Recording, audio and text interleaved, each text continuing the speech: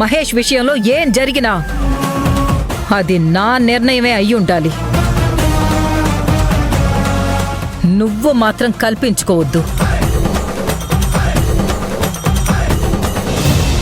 నీకు చివరిగా ఒకే ఒక్క మాట చెప్తున్నాను.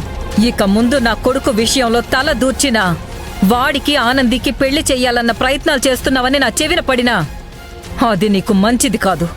ఈ క్షణం నుంచి నీకు మహేష్కి నా కుటుంబానికి ఎలాంటి సంబంధం లేదు. దీని మాట లెక్క చేసేదేంటి అని మహేష్తో లేని బంధం ఇంకా పెంచుకోవాలని చూస్తే ఈ పార్వతి మరో రూపాన్ని చూస్తావు. జాగ్రత్త.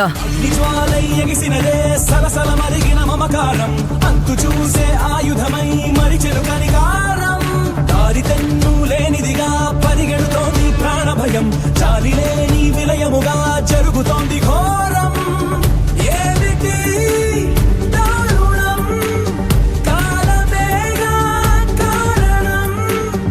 ఒంటరి సైన్యమై స్నేహమే పోరాడుతోంది క్షణం.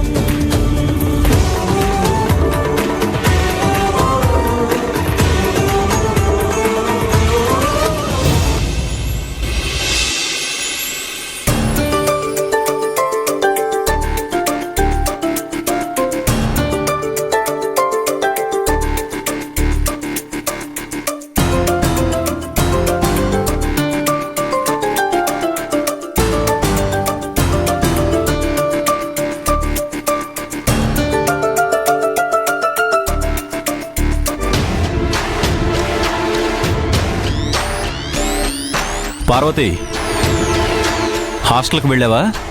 ఓహో, అప్పుడే మీకు ఈ న్యూస్ కూడా వచ్చేసిందా? అంటే మీరంతా ఒక్కటయ్యారన్నమాట. పిచ్చిదాన్ని.